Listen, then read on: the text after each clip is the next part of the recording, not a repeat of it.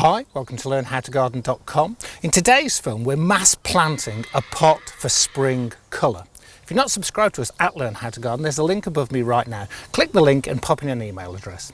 You get to read the written posts at Learn How to Garden, which are in more depth. You get far more films than we put up on YouTube. You get to see what the variety of courses are that we teach at Learn How to Garden and what the fantastic monthly gardening club is all about. When it comes to planting spring bulbs in a pot, we break quite a few of the rules. That's because we want a fantastic massed display. So we plant the bulbs closer together and shallower than we'd normally plant them. But rather than those bulbs then having to be thrown away, what we need to do is make sure that they're planted in such a way that they can get the maximum growing from the next season, so that the bulbs swell, so that they're ready at the end of next summer to take out of the pot and to plant out somewhere in your garden. For effect, take a decent sized pot and make sure it has a big enough drainage hole in it. And then we cover that with a single piece of crock. Don't be tempted to put lots and lots of drainage in the bottom of any pot.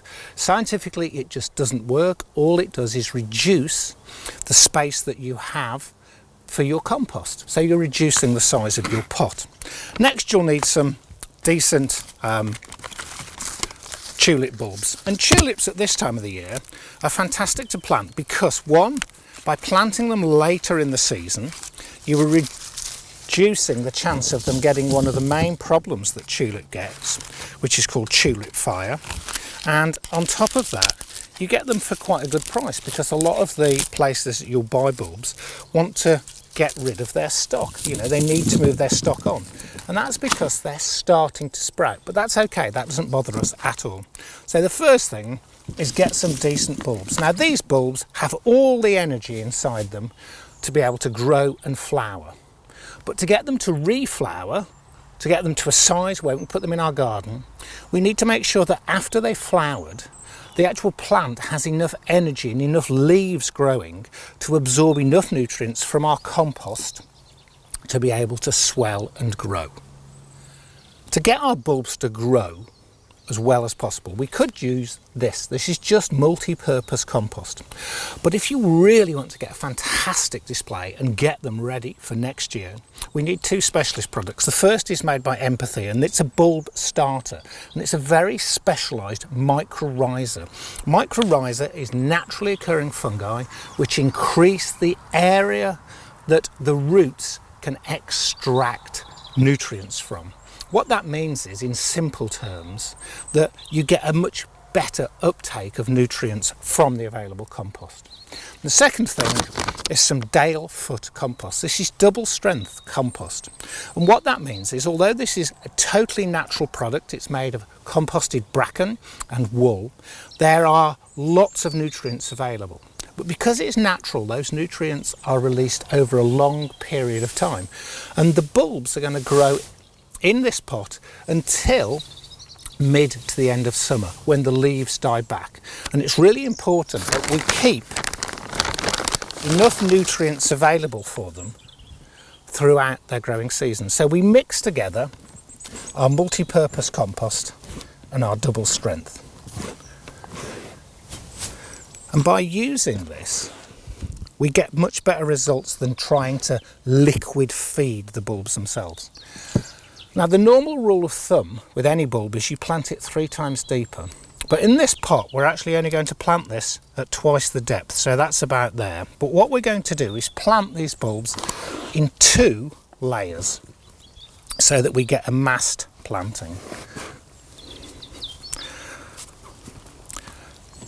So the first planting, we just start to pop in our bulbs, making sure they're about 1 centimetre away from the edge of the pot, and also about 1 centimetre apart.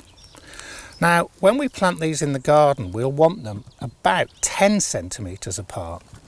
But remember, this is a mass planting just for the maximum effect next spring. Once we've got our first layer of bulbs in, we then want to put some more compost on top of them, but we don't want to cover them entirely. We want to be able to see the tops of those bulbs. And that's because the second layer is going to be interplanted. We're going to plant the spaces between the bulbs. That means we can get them even closer together, so we can see the tops of the bulbs. We then take our bulbs and we plant them here, so they're still not touching, but we're getting a second layer of bulbs into this pot. Once your second layer is into the pot, we top up to about 1 centimetre of the top of our pot. I sometimes think with bulbs, people think you can just throw them in, and the thing is, if you throw them in, they'll grow, they'll flower for that first season, but then you tend to get what are called blind bulbs. They don't flower a second time, and it seems such a waste. You know, they're sort of will grow for years with you, and you can just keep increasing the amount you've got in your garden. Once we're at this point, you can either leave it like that, or you could top dress it with some shingle just to make it look nicer, and it does stop weed seeds that could fall into this germinating. Now, it doesn't need to be kept indoors. It can go behind your shed, behind your greenhouse, just outside and left. But what I would suggest is that you just take a piece of chicken wire and just lay it across the top of the pot. That's because squirrels love tulip bulbs. They'll dig in here, they'll dig the bulbs out, they'll eat bits of the bulbs to see if they're edible, but they also will plant, or they'll put acorns in here, so you can find sort of, you know, stray oak seedlings germinating next year. So I tend to put a piece of chicken wire on until the shoots are about 5 to 10 centimetres high, and then gently lift off the chicken wire. Now that is how to plant bulbs in a pot for a mass display next spring, but also keep those bulbs growing so that next summer we can take them and plant them out into our garden borders.